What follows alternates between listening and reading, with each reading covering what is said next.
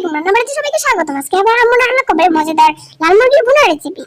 তো লাল মুরগির ভুনা রেসিপি করার জন্য আমি প্রথমেই প্যানে দিয়ে দিল পরিমাণ মতো সয়াবিন তেল, দিয়ে দিল পেঁয়াজ কুচি। দেওয়ার পর এরপর যে আমি দিয়ে দিল গরম মশলা। গরম মশলা হলো দারুচিনি, তেজপাতা, এলাচ, লবঙ্গ এগুলো।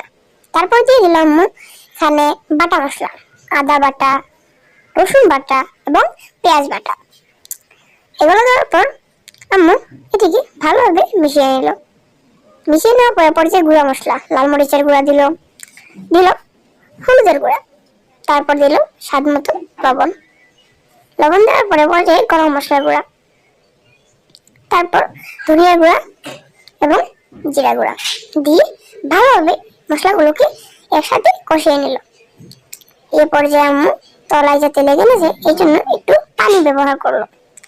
পানি দিয়ে অনবরত নেড়ে ভালোভাবে কষিয়ে নিতে হবে মশলাটিকে এভাবে অনবরত নেড়ে ভালোভাবে কষিয়ে নেওয়ার পর আম্মু ঢাকনা দিয়ে ঢেকে দিল। ঢাকনা খুলে দেখা যাচ্ছে তেলগুলো সব মশলার উপরে ভেসে উঠেছে। এরপর কেটে ধুয়ে রাখা মাংসগুলোকে এটির উপর দিয়ে দিতে হবে।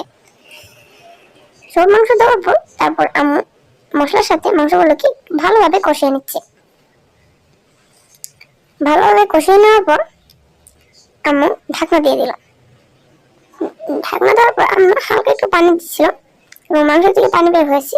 এটিতে প্রায় সিদ্ধ হয়ে যাচ্ছে মাংসটি।